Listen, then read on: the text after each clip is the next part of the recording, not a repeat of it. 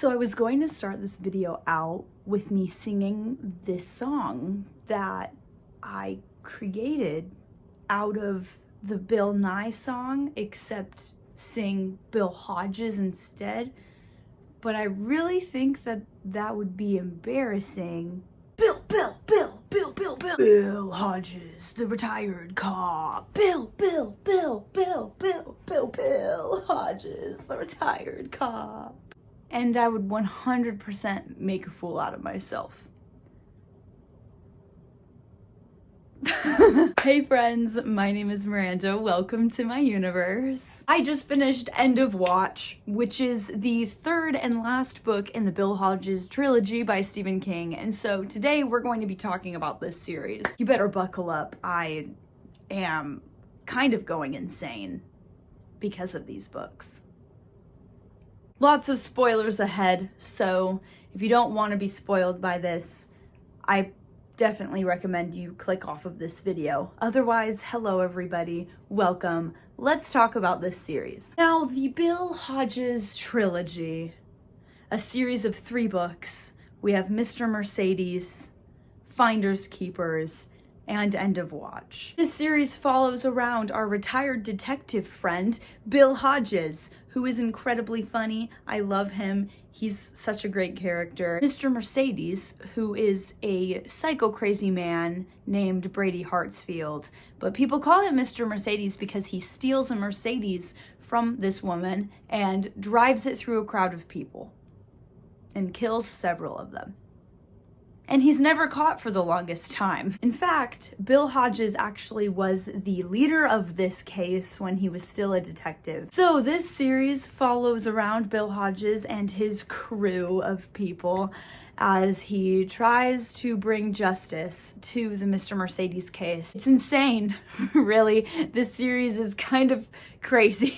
I actually already have a video where I talk about Mr. Mercedes, but that's just the first book. At the time when I made that video, I actually didn't think I was going to continue reading the series, but alas, it caught my attention so much and I was missing Bill and Jerome and Holly and I wanted to see them back at it again. So I read the rest of the series and here we are. Let's talk book by book, okay? And just so you know, this video is not a normal review video. This is definitely going to be more of a very relaxed kind of like, just we're 2 friends talking about this book series that I really enjoy. We'll have to just see where this conversation leads us, but let's begin. So, the first book, Mr. Mercedes. This is the only one that I own. Since I kind of made a video about this one already, I'm not going to talk too much about it, but one of my favorite things about this book and this trilogy in general, because this definitely flows through the rest of the series as well,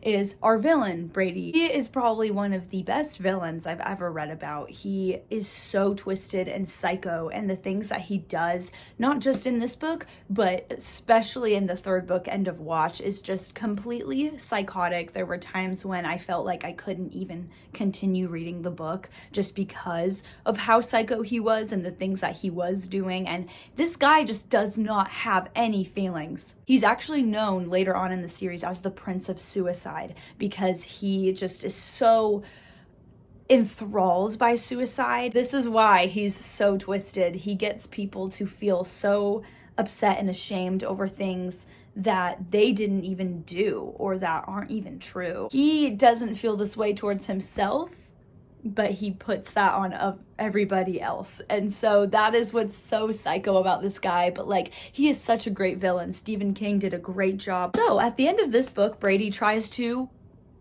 explode a bunch of people in a concert. Holly, who is Bill Hodges' partner in crime, basically, she ends up swinging this sock that is filled with like nuts and bolts and different kind of mechanic things and hits him on the side of the head, and he ends up going unconscious and he ends up in the hospital. So that's basically how this first book ends. So now let's go into Finders Keepers. What I find very interesting about this series also is that Finders Keepers even though it's the second book, it actually follows around a completely different plot line. So we don't see much of Brady in this one, but instead we follow around this guy who murders an author, a very famous author, and steals thousands of dollars from this guy. He steals a bunch of journals that the author never published. He's on the run because he left the author dead, and he ends up killing his 2 other partners as well, and he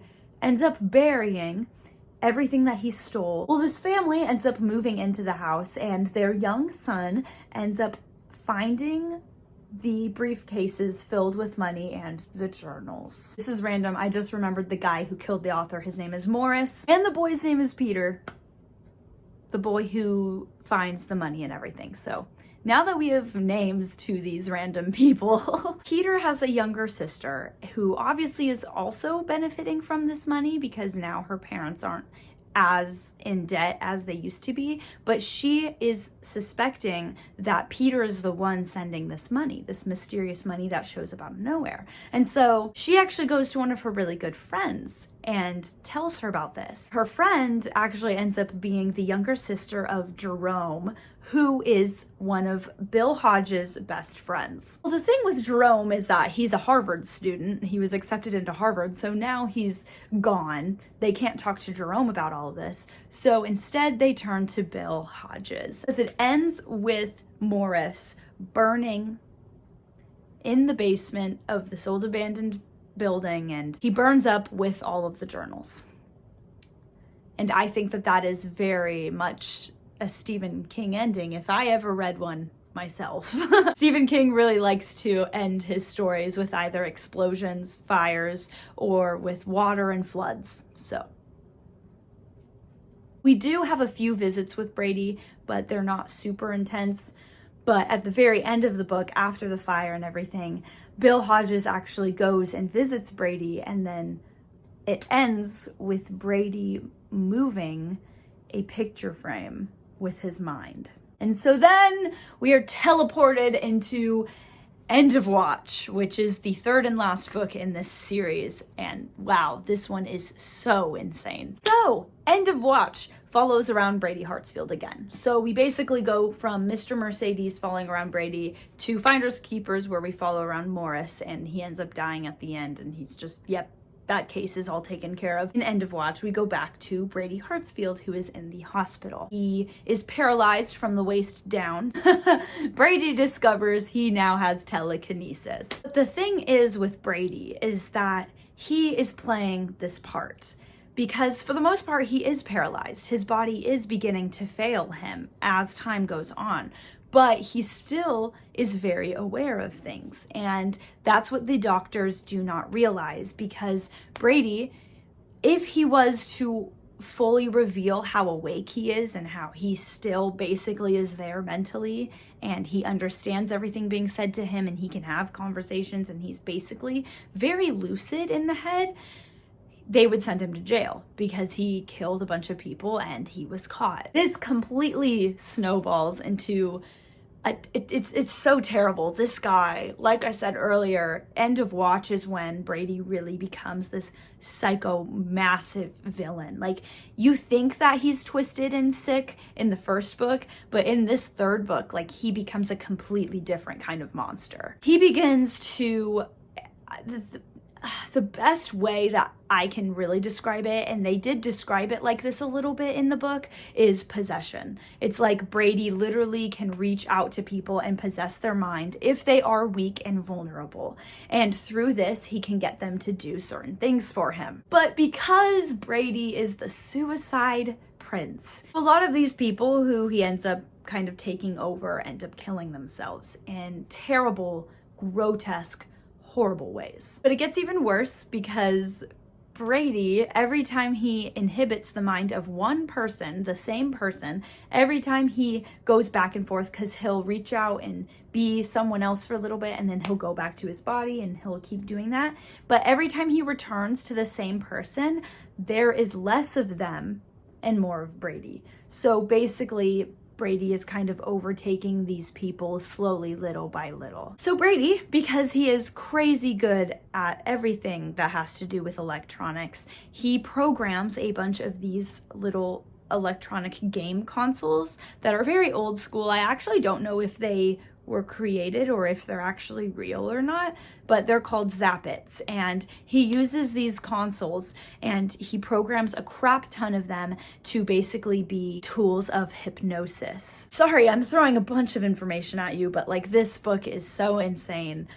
So Brady, he gets all of these electronic devices and he sends them out to a bunch of teenagers. Brady just begins to completely kill off all of these people by using this game to inhabit their minds and to hypnotize them and to convince them that they're not worthy, or that it's terrible. It is awful. Like, this was the hardest book for me to read, and I have to admit it was a little bit confusing with the Zappets and with how many people he can control, and the certain people that Brady specifically used to do all of this and to program these Zappets, and just, it was all very confusing. I don't know if you are just as confused as I am describing all of this, and at times I just couldn't really keep up with it. So I do think this last book was a bit scattered and probably could have been cleaned up a little bit better or done a different way. I just think it's kind of random that Stephen King chose the weapon in this book to be a gaming console. Like, I don't know, I just think that's kind of random. So this book ends and it's actually really sad and I'm kind of upset, but at the same time it is a satisfying ending, so I really can't be mad at Stephen King. Through all of this, Bill actually gets pancreatic cancer and he is slowly dying throughout the last half of the book. So this book definitely has that sense of urgency where you know that Bill's time is running out and he is obviously already on a time crunch, because the longer he waits and the longer it takes him to figure out what the heck is happening, the more people die. But they catch the cancer very late in the game and they realize that Bill doesn't have very long to live. It's really hard because at the end of the third book, he does pass away from this cancer.